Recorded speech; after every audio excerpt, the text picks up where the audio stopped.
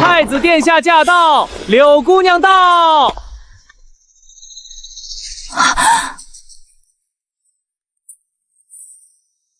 婉清，今日大婚，姑想与你说说东宫的规矩。姑会给你正妃之尊，也会给足你颜面。但是姑所爱之人只有听婉，如今他腹中也有姑的骨肉，姑要你答应，往后在这东宫你必须善待他，不得以正妃之位为难他，欺辱他。给我颜面？太子带着外室进洞房立规矩，这就是你给我的颜面？王婉清，你……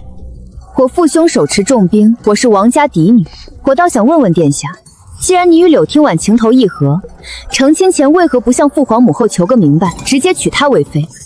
你是嫌太子妃之位也配不上她，还是嫌今日这大婚之礼不够隆重，非要带她来我的新房里讨个说法？殿下要宠谁我管不着，但这狼牙王家的脸可不是这么容易打的。怎么，殿下不说话了？是觉得娶一个乳母之女做正妃，怕被天下人笑掉大牙，所以才只敢关起门来，在我面前立规矩？殿下，千万别因为听婉和太子妃娘娘吵架，千错万错都是听婉的错。太子妃娘娘，听婉真的不求名分，只想长长久久的在殿下身边服侍而已，求娘娘垂怜。不求名分，不求名分，你今晚过来求什么？求一个无名无分的位置，还是求一个让外人围观的笑话？你腹中的孩子生下来也是无名无分的奸生子。太子的长子生于外室之父，我倒要看看殿下这块遮羞布能不能堵住天下人的悠悠之言。够了，王婉清，姑今日来不是与你商量的，是来告诉你，听婉是姑心爱之人，等她生下孩子，自然有她该有的尊殊，该有的尊晕。殿下是打定主意要等着孩子瓜生蒂落，好让嫌弃柳听婉出身的母后不得不点头吧？母后在后宫见多了子嗣，能平安生下来的却没几个。殿下今晚急着来立规矩，无非是怕我去母后面前告发你们，坏了你们母凭子贵的好算盘。若你识趣，不与她为难，姑自然会给你该有的体面，让你在这东宫不至于为难。好，殿下，从今往后我不为难柳姑娘，你尽管与她浓情蜜意，但是我这个太子妃该有的尊用和体面，你也要说到做到，不得伤这体面一分一毫。姑还当真以为王家嫡女如何端庄识大体，如今看来，也不过是贪图荣华富贵之人。殿下，小姐，咱们小姐是金尊玉贵养大的，什么时候受过这种委屈？太子也太过分了，竟然为了一个无名无分的狐媚儿，这样打小姐的脸。受点委屈算什么？打我王家的脸，哪有这么容易？小姐，您怎么还笑得出来啊？现在他这只手打得越响，以后我就要让他知道这只手有多痛。春柳，别哭了，我今日受过的委屈，来日定会一点一点全部还回去。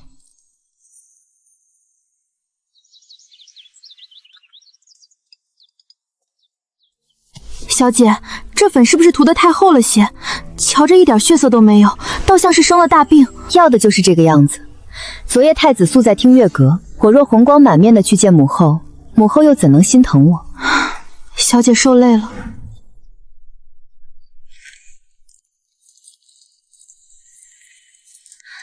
儿臣婉清给母后请安。本宫知道，婉清，昨夜的事李嬷嬷都告诉本宫了，你受委屈了。儿臣不委屈。太子与听婉姑娘青梅竹马，情投意合，一时接受不了儿臣，儿臣心里都明白。你放心，母后必不会让你受委屈的，有本宫在，定会给你做主。母后，儿臣并不求名分，只是听婉姑娘如今无名无分的住在东宫，人多口杂，对殿下的名声终究有碍。昨日大婚，太子却宿在听婉姑娘处，这事怕是传出去，马上就会有言官弹劾太子。不如给他一个名分，这样殿下也能安心，对他和听婉姑娘的名声也好。你居然愿意？他可是抢了你新婚夜的人。儿臣既然嫁给了太子，便会事事以太子为重，一切只要是对殿下好的，儿臣没有什么不愿意的。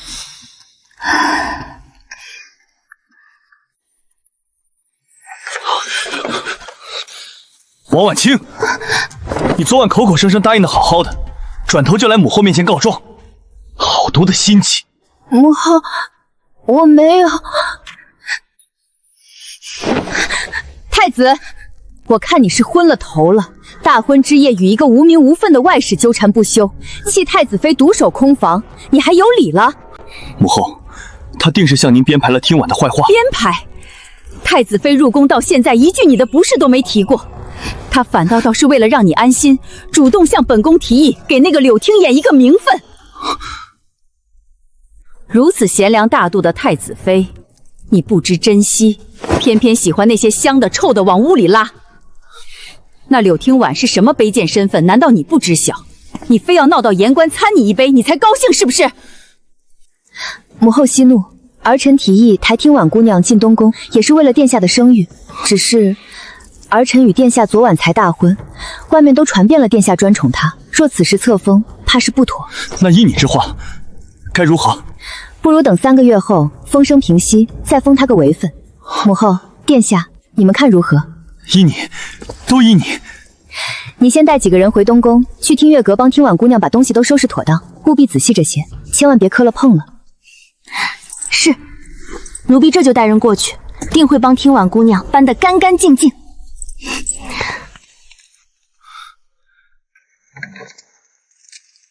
婉清，姑若早知你是如此贤良之人，昨夜何必与你定什么规矩？都是姑的错。殿下言重了，我这就陪殿下回东宫去瞧瞧。只要听婉姑娘安心待够这3个月，以后便能与殿下长长久久在一起了。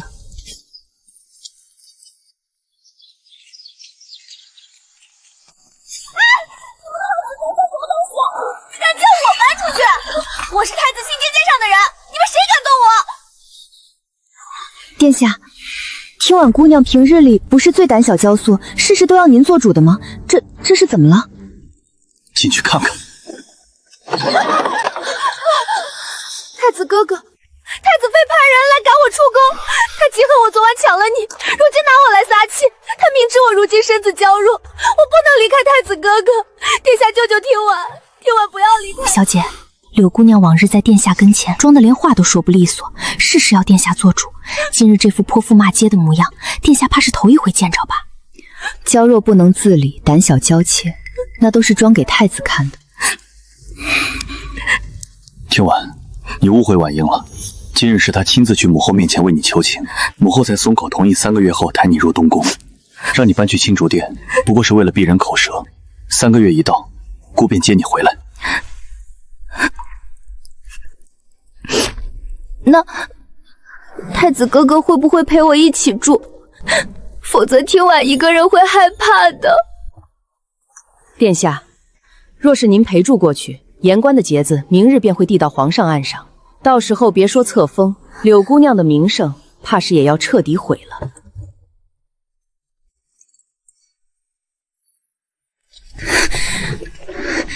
王婉清，你别得意，就算我不在东宫，太子哥哥爱的也只有我，你永远也得不到他的心，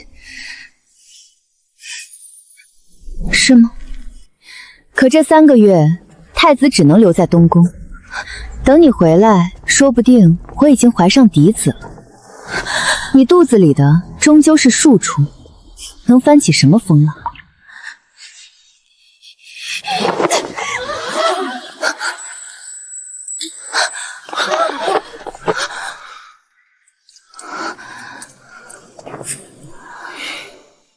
听婉，你闹够了没有？立刻给太子妃道歉。我没有推他，是他自己装上去的。太子哥哥，你信我，是他自己装的。姑亲眼所见，你还要辩解？你有孕在身，行事竟还这般莽撞，以下犯上，成何体统？殿下，算了，听婉姑娘也是孕中多思，一时情急才动了手，我没事的，不怪她。来人，把柳氏送去青竹殿，好好反省。没有姑的命令，不许她踏出院门1步。殿下，我真的是被冤枉的。殿下。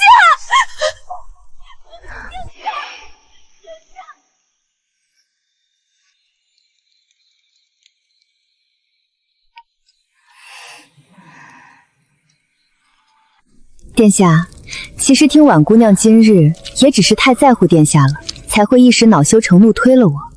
殿下莫要真的怪罪她。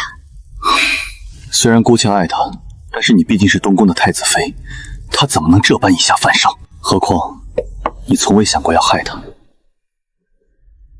今日反倒处处在母后和姑面前为她说话，可她却如此对你，姑真是对不住你。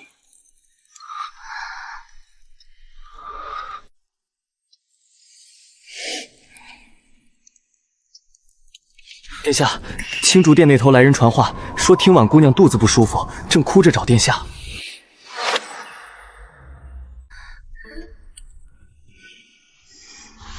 殿下，您还是快去青竹殿瞧瞧听婉姑娘吧。她怀着身孕，身子又弱，万一伤了腹中黄丝，可怎么好？去瞧她？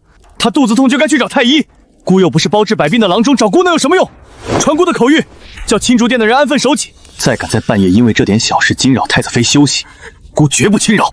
滚！是，奴才遵命，奴才这就去。婉清，昨日是洞房花烛夜，是姑被猪油蒙了心，平白让你受了那么大的委屈。今日这洞房花烛，姑定要完完整整的为你补上。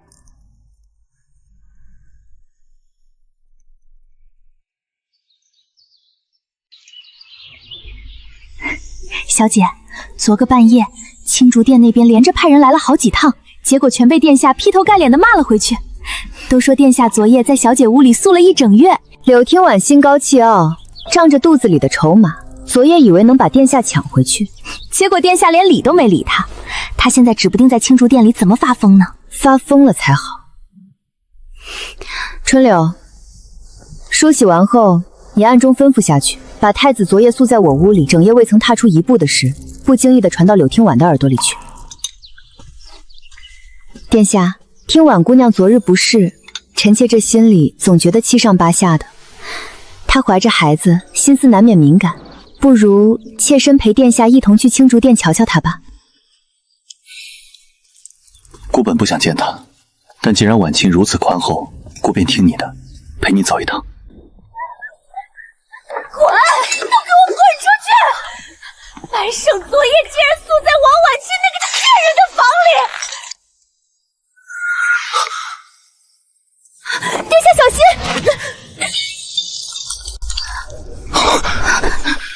婉清，你怎么样？你别吓姑！小姐，您的后背全湿了！天啊，这可是刚沏的滚烫热茶！殿下，您没事就好，臣妾不疼。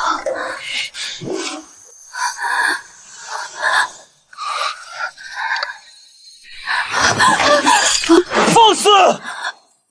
敢伤太子妃，柳听夜，你简直无法无天，以下犯上！来人，快叫太医，把太医院所有的太医都给姑叫到东宫来！殿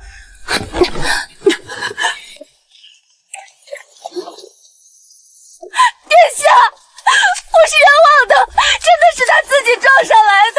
殿下，你回头看看我，我是冤枉。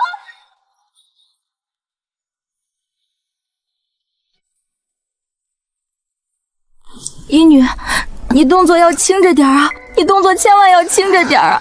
我家小姐何曾受过这样的罪？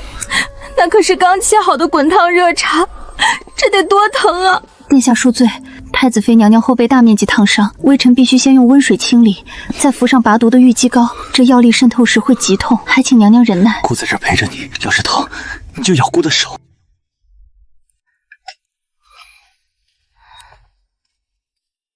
听婉以前向来是温婉听话，连大声说话都不会的，如今怎会变得如此这般骄横跋扈、蛮不讲理？你对她这般宽容大度，处处为她着想，她却心胸狭隘，处处与你为难。今日若不是你用身子挡在姑面前，受这般重伤的便是姑了。婉清，都是姑的错，是姑害了你。殿下，您千万别责怪听婉姑娘，她也是因为太在乎殿下了，一时见不着殿下，才会情急失控。臣妾真的不碍事，殿下无恙，臣妾便安心了。只是，殿下，臣妾身上如今敷满了这味道刺鼻的药膏，后背又受了伤，怕是不能服侍殿下了。殿下是万金之躯，莫要被臣妾这病气过了身。不如，臣妾让人去请旁的妹妹来服侍殿下休息。胡说八道！你为了姑受此重创，姑若是此时离去，姑还算什么夫君？春柳，伺候你家小姐睡下。今夜姑哪里也不去，就在这榻旁亲自守着你家小姐。是，奴婢遵命。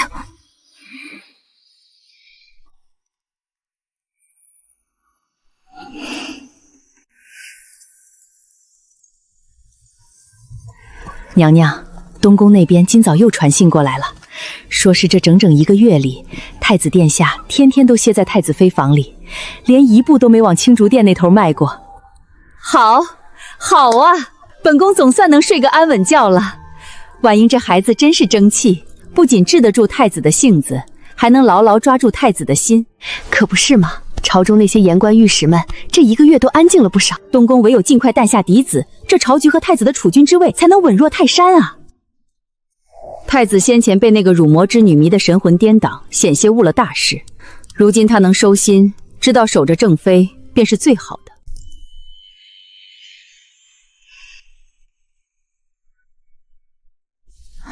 小姐的月向来准时，如今已然迟了整整10天，你可瞧仔细了，到底是不是？恭喜娘娘，贺喜娘娘！娘娘这脉象滑稽有力，如盘罗珠，确是已经有了1个多月的身孕了。小姐，您听见没有？有了。这1个月，殿下日日歇在我房里，若还怀不下，倒真对不起我受的这番苦。此事暂且压下，待时机成熟，再公之于众。是。母后，儿臣今日过来，是有一桩关乎东宫子嗣的大事，想求母后恩准。哦，你如今是太子妃，但说无妨。东宫如今只有儿臣一个正妃，侧妃和侍妾之位尽皆空悬。殿下子嗣传承乃是重中之重，儿臣想请母后恩典，为殿下选几位贤良的侧妃入东宫。婉清，你居然肯！殿下对臣妾极好，臣妾也该为殿下着想，相信殿下必不会负了臣妾。且3个月期一到，柳姑娘就要入东宫了，殿下的子嗣若由高门贵女所出，更能稳固殿下的根基。婉清啊，你这番话真说到了本宫的心底里。那柳听耀是太子乳母之女，出身低微，怎么能生下太子的长子？李嬷嬷，去把这次呈上来的京中贵女画册全都拿上来。你说的对，本宫这边为太子挑选贵女，你是太子妃，这太子侧妃的人选，你也来挑一选，选一选。这位顾氏端庄温柔，臣妾觉得不错。这位李氏娇俏动人，也不失好人选。李氏、顾氏皆是京中4品以上官员家的嫡女，门第清贵，教养极好。李嬷嬷，即刻传本宫懿旨，册封李氏、顾氏为太子侧妃，即日进宫。小姐，奴婢刚才在殿里瞧得真切，那顾氏和李氏眉眼和神态明明都和青竹殿那位有几分相似，您把这样的女子挑进东宫，岂不是平白给太子殿下送去2个新欢？这次呈进宫的画册，画师皆出自江南，与我外祖家有些渊源。我早已暗中打点过，凡是画得好看的贵女，容貌里都或多或少添了几分柳听婉的影子。小姐的意思是，您是故意投殿下所好？白胜不是口口声声爱惨了柳听婉那副模样吗？那我就送2个身份比她高贵100倍，容貌比她精致1000倍，却偏偏神似她的贵女到她枕边。等这2位进了东宫，各显神通，她哪里还会记得青竹殿那位？小姐高明，如此一来，既在皇后面前落了贤惠名声，又生生断了柳氏的后路。走，回宫迎2位妹妹进门。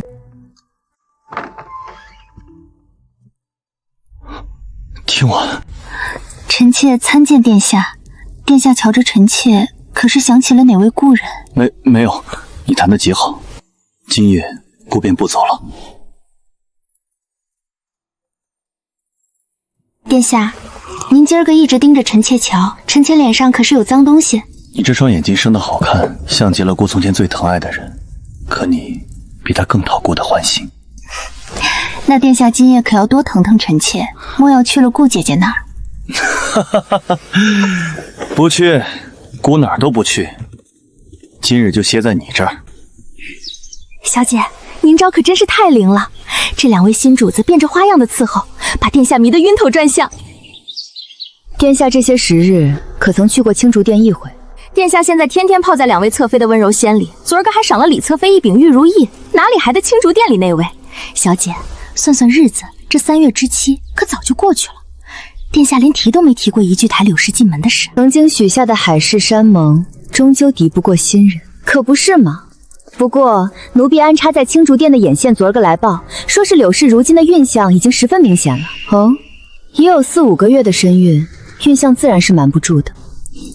那柳氏怕皇后娘娘发现她还未成宠便有了身孕，每日以布袋勒腹，将腹收小。用布袋勒腹？正是。宋善的丫鬟说，勒得连呼吸都困难。为了那点可怜的野心，竟连亲骨肉的死活都不顾了。既然如此，也是时候去提醒提醒殿下，这东宫里还住着这么一个人了。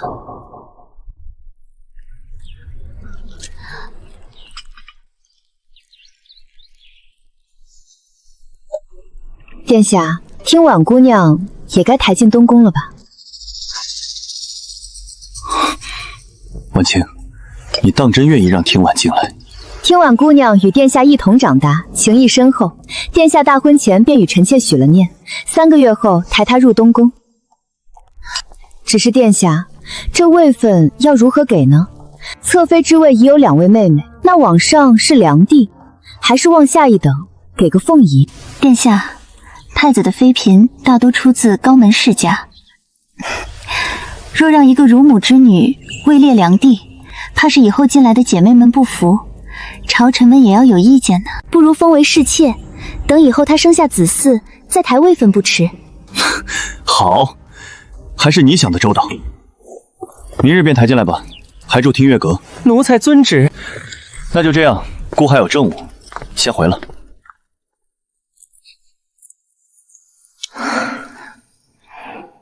2位妹妹，你们刚进东宫不久，有些事还不知道。这位听婉姑娘，那可是殿下的心尖尖。我也不怕丢脸，当日我与太子大婚，太子便是为了她抛下我独守空房。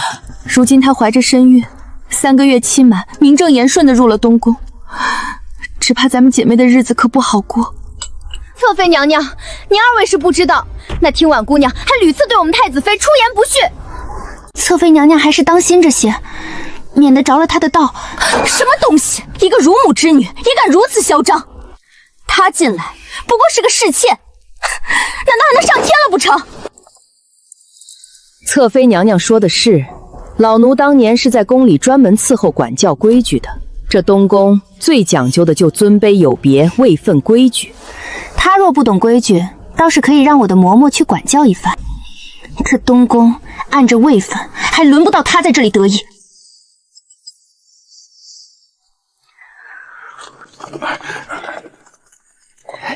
慢些。这东宫库房里最好的玉器珍宝，统统都搬到这听月阁来了。就是啊，这也太越过规矩去了。我们院子都没这么些好东西。2位妹妹，快别说了，先忍忍吧。谁让殿下天生最喜欢她呢？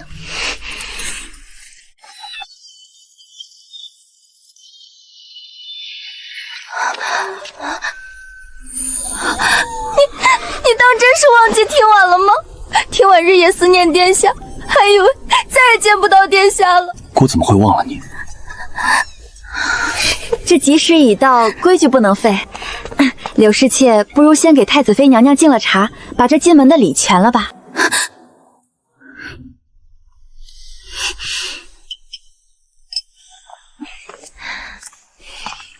请太子妃喝茶。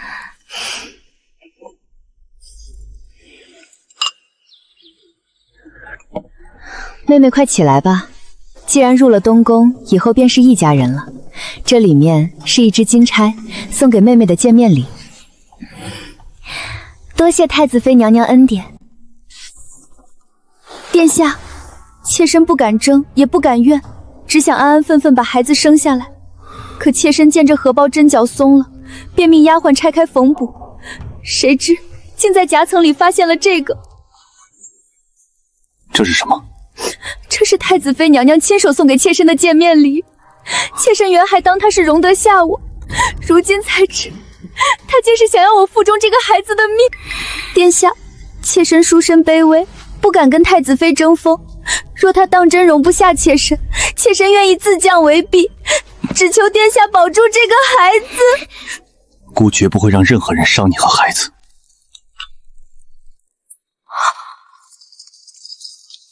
不好，要出事！你快去请皇后娘娘，就说太子妃这里出大事了，越快越好。是。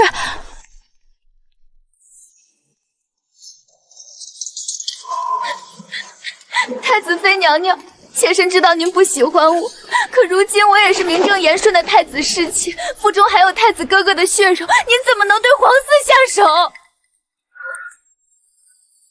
你这是什么意思？我何时对你下手了？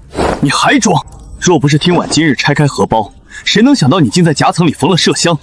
太医已经验过，分量足以伤胎。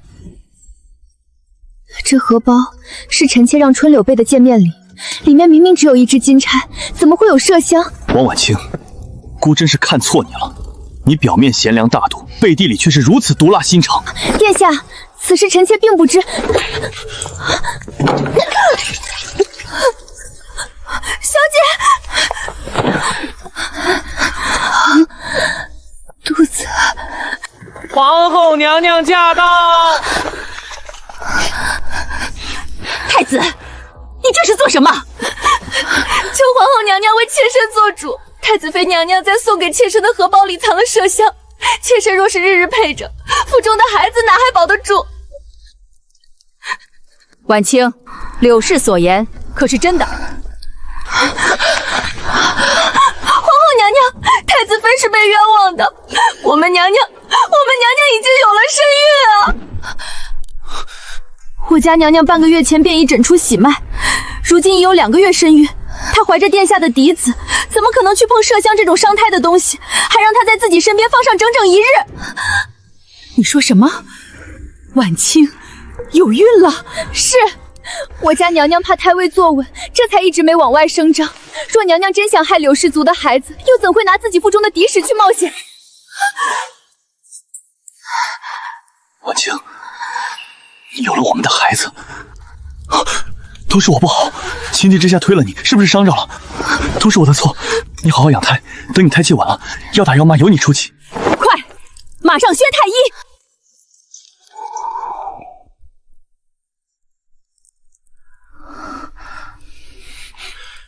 启禀皇后娘娘、太子殿下，太子妃娘娘确已有2个月身孕。那她为何会疼成这样？胎可有事？娘娘今夜受姜受创，胎气已动。微臣观娘娘脉象，只是像是沾染了活血散瘀之物，如今胎象不稳。查，把太子妃近来入口的药膳食，还有所有近身服侍的人，统统给本宫查个底朝天。禀娘娘，太子妃这几日都没有胃口，今日一起身便吐，什么也没吃。对了，只喝过2口柳氏清净的茶。太医，那茶水还在，您快去看看。求皇后娘娘为我们太子妃做主啊！这才是真正的贼喊捉贼。是柳氏沏的茶水害得娘娘动了胎气，我没有，我怎么可能在茶水里下药？我真的没有，我只是叫丫鬟在荷包里缝了几颗麝香，假装冤枉是太子妃放的罢了，我真的没有在茶水里做手脚。你居然敢陷害太子妃！我还为了你跟婉清动了手，罪魁祸首都是你。柳氏，你敢害太子妃，害本宫的孙儿！皇后娘娘，冤枉啊！我并不知太子妃有孕，怎么可能会害她？麝香，我是想用麝香诬陷她谋害妾身肚子里的孩子，可我真的没有在药下毒，我什么也不知道啊！你在禁足的时候，我曾去看你。在出门时，我闻得你身边丫玉身上的香味，恶心想吐。想必是那时被你发现我有了身孕。我原以为你我纵有嫌隙，你也不至于狠毒到这般地步。可如今看来，是我看错你了。此事交由太子处置吧。若是太子舍不得他，也只由你去。只是我只想护着我的孩儿，从此我不想再见到这个毒妇。你是太子妃，你腹中的可是我们的嫡长子，也是父皇和母后的嫡长孙，我岂能不在乎？婉清，你放心，姑一定给你们母子做主。来人，把柳氏押回听月阁，封锁院门，没有姑的命令，不许他见任何人。殿下，妾身是冤枉的，妾身没有害太子妃。殿下，他当然没有下毒，那点子动胎气的药是我藏在指甲中，在喝茶时喝进了肚子里，只不过会虚弱1-2个时辰罢了。可是谁能相信太子妃会伤害自己腹中胎儿呢？手脚都轻的着点儿，这可是万岁爷和皇后娘娘特赐给咱们太子妃安胎用的，磕碰了一丝一毫，仔细你们的皮。老奴给太子妃娘娘请安。娘娘，这外头流水一般的赏赐只是个开始，往后娘娘这院里的衣食住行，皆由老奴亲自过手。李嬷嬷，快请起。母后平日里最离不得你，如今倒把你派到东宫来了。皇后娘娘说了，太子妃母亲在宫外，不好日日进宫照佛。娘娘如今怀着大唐的嫡长孙，这于国于民都是顶天的大事，万万马虎不得。娘娘吩咐老奴务必一刻不离的贴身伺候，确保皇嗣平安。太子妃尽管放宽了心，母后如此疼惜，臣妾感激涕零。春柳，带李嬷嬷去偏殿安置，一应吃穿用度皆按最高规格准备。臣妾给太子妃娘娘请安，娘娘万。臣妾给娘娘请安，娘娘怀有皇嗣，可千万要保重凤体。往后娘娘若有吩咐，臣妾等粉身碎骨也万死不辞。两位妹妹，快起来吧。本宫今日听说母后在宫里还念叨着，要本宫好好敲打敲打东宫的人，莫要让某些没规矩的动了不该动的心思。娘娘明鉴，臣妾等绝不敢动别的心思。那柳天婉自作自受，落得那般下场，臣妾等断断不敢逾矩半分。是啊，娘娘，臣妾等绝不敢肖想太子妃之位。如今娘娘有孕，不便承宠，臣妾等只求能安分守己的伺候殿下，绝不给娘娘添堵。妹妹们快起来，本宫自然是相信你们的。如今本宫身子沉，太子那头自然是要多辛苦两位妹妹侍奉了。只要你们安分守己，本宫绝不会亏待了你们。多谢娘娘宽宏。小姐，这两位侧妃好歹也是4品官员家的嫡女，如今倒被柳氏妾的事儿吓得跟霜打的瘸子似的，真是半点争斗的心思都没了。不该有的野心，在绝对的权势面前，不过是自寻死路。他们看得清局势，知道抢不过，自然只能乖乖听话。如今小姐有孕，不能侍寝，这殿下的宠爱自然只能落在他们2个身上。他们高兴还来不及，怎么可能还会生事？白胜去不了听月阁，除了他们那儿还能去哪儿？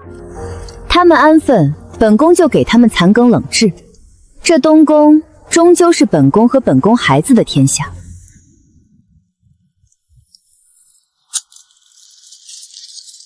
小姐，殿下这几日虽日日往咱们院里跑，嘴上也句句都在意您和腹中的小主子，可奴婢瞧着，他心里到底还是惦记着听月阁那位。他惦记的不是柳听婉，是他肚子里的孩子，那毕竟是他的第一个骨肉。可不是，听月阁那边这几日买通了送饭的小太监，不断往外传话，殿下前几回都忍住了，今儿晌午却到底还是偷偷去了。只要刀子没落在他自己身上，他总有本事替别人开脱。男人的情深从来都最廉价。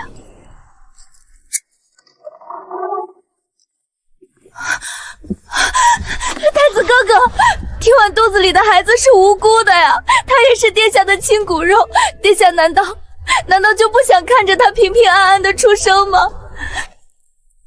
听婉，你快起来，你还怀着身孕，怎能如此作践自己的身子？殿下不原谅听婉，听晚便不起来，求殿下疼疼这个孩子吧。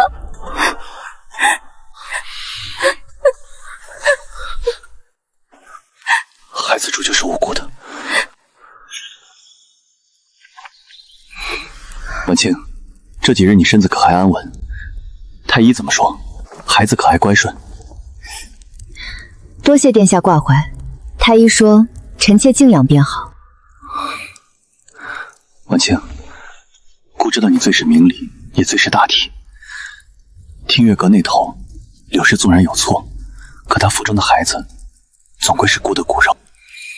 姑昨夜想了一夜，倒想出一个两全之法。等柳氏生产后，无论她如何，那孩子可否记在你的名下，由你抚养？殿下的意思是想让柳听晚的孩子养在臣妾膝下？是。如此一来，孩子有了正经出身，你也多个依靠。将来你腹中的孩子和他一同长大，彼此扶持，岂不两全？两全。殿下，柳听晚是侍妾，她的孩子养在我的膝下，是要让她做嫡长子吗？你让百官怎么想，让后宫怎么想？侧妃妹妹们生下子嗣了又怎么论？姑只是觉得孩子无辜。那臣妾腹中的孩子就不无辜吗？若殿下执意如此，那便请殿下赐臣妾一封休书，就对外说臣妾擅妒，德行有亏，不配再做这太子妃之作。臣妾认了。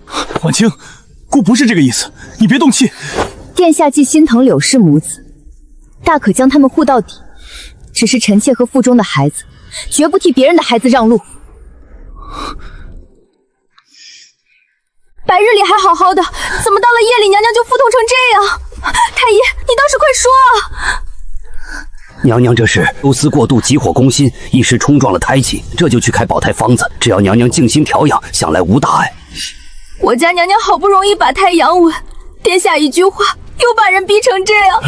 皇后娘娘驾到！太医，太子妃的胎相向来最是稳固，今夜怎会平白无故动了胎气？给本宫说实话。禀娘娘，太子妃娘是急火攻心，心神大动之下才伤了胎气。急火控袭，在这东宫里，谁敢给太子妃气受？皇后娘娘，您是不知情，我家娘娘就是心太软了。那柳氏妾日日差人往外传信，哭天抢地的纠缠殿下，殿下本就偏宠她，每次去了听月阁回来，还要听那柳氏的挑唆，便对我们娘娘尽说些扎心窝子的话。若再这般纵容下去，娘娘这正宫太子妃的体面何在？若娘娘因此忧思成结，对我家娘娘肚子里的小皇孙，更是百害而无一利啊！春柳，住走。娘娘，母后，您别责怪春柳，也别怪殿下。这东宫的规矩自然是规矩，可殿下的情分也是旁人求不来的。情分？不过一个儒府之女，她算个什么东西？也配在东宫谈情分？李嬷嬷，既然那柳氏自诩金贵，还在东宫作威作福，那便由着她。这东宫的第一位子嗣，必须是稳稳当当的嫡长子。至于旁的不安分的，就随他折腾去吧。是，娘娘，奴婢明白了。拿走，统统给本宫拿走！天天清汤寡水，你们想饿死本宫？柳娘娘息怒啊！您如今胎体丰腴，若再一味大补，生产时怕是要遭罪啊！这是太医们专门为您调配的。放肆！本宫怀的是未来的小皇孙，你们竟敢拿这些苦涩发酸的药膳来作践我！就是，柳娘娘是何等尊贵的身躯！去，让御膳房把最补的燕窝、肥鸭、蹄袍全都呈上来。谁敢克扣阻拦，便是要残害皇家血脉，殿下定会要了你们的命。听婉妹妹，御医的话总归是有道理的。你如今月份大了，若日日吃油腻厚重，又不下床运动，生产时怕是要吃大苦头的。太医说要多走动，那是给那些生来就得干粗活的下人说的。我肚子里怀着的可是金蛋，万一动弹狠了有个闪失，姐姐你赔得起吗？妹妹既然觉得这是福气，那便好好享用吧。春柳，我们走，莫要打扰妹妹静养。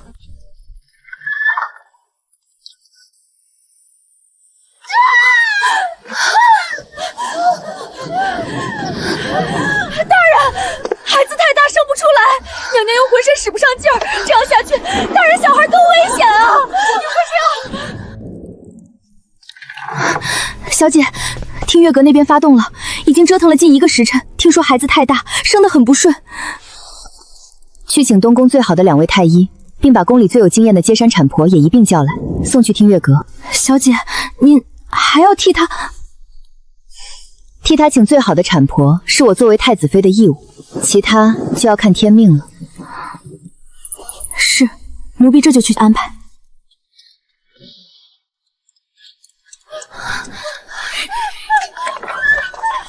婉清，你怎么来了？柳氏生产，事关皇嗣，臣妾身为太子妃，自当过来照看。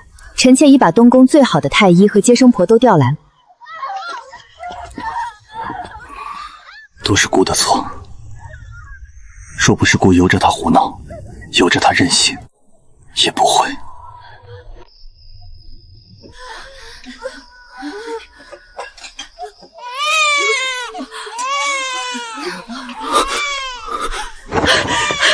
恭喜殿下，是位小公子，孩子平安。柳氏呢？柳氏妾产程拖得太久，人已经没了。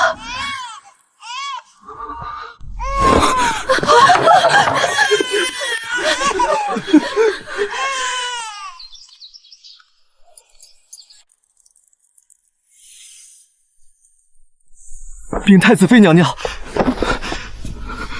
听月阁那边刚传来消息，柳氏妾扇下的小光子已经夭折了。才降生没几个时辰。知道了，按理葬了吧，以前的过错都算了。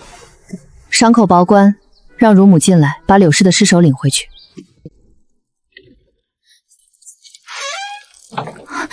小姐，殿下悲痛了不过短短几日，如今已经开始流连后宫，昨晚宿在了新晋梁代的院子里。意料之中，他的情深不过如此。柳氏妾临死前还在喊着殿下的名字，他妄图靠着那点宠爱去博那高位，错就错在把所有的筹码都压在了最薄情的男人身上。这世间唯一能让自己站稳脚跟的，从来只有自己。放心，你父亲掌管着禁军，谁敢打你的主意？当初若不是你不肯，你父亲在你大婚当晚都准备要跪在陛下面前请罪，丢官弃爵也要将你带回家去的。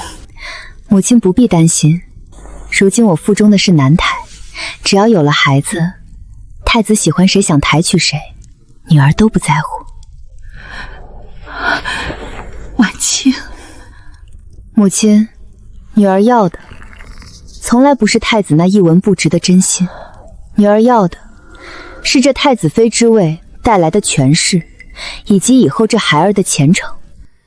他有掌管10万禁军间的外祖父，有手握兵权的舅舅，他会是未来的皇太孙，会继承大统，登上那95之尊的宝座。婉清，你受苦了。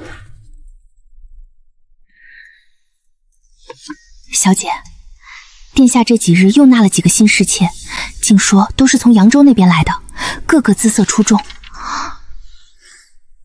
随他去。只是奴婢听说，殿下如今在后宫里越来越力不从心了，可他偏偏还不肯收敛，夜夜笙歌，自己还浑然不知呢。这是他自己作践自己的身子，与旁人无关。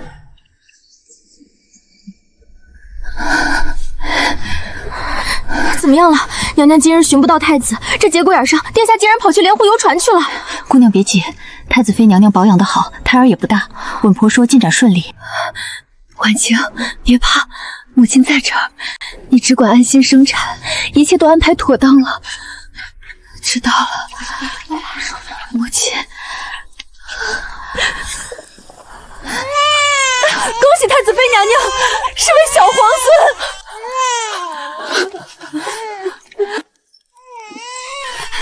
皇后娘娘，太子妃娘娘平安，小皇孙平安降生了。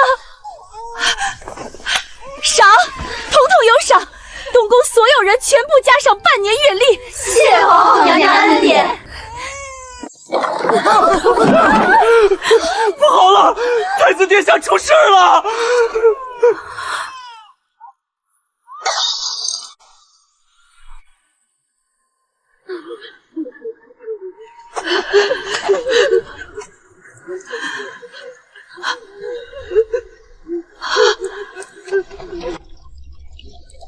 把太子装殓好，把那侍妾杖死。此事若有一个人说出去，统统打死。对外只说太子得了急症，暴毙。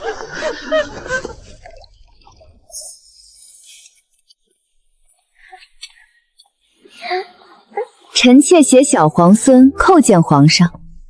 起来，让朕瞧瞧。谢皇上。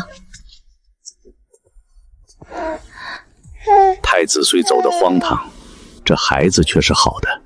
你旨册封皇太孙，由朕亲自教养。臣妾谢皇上隆恩。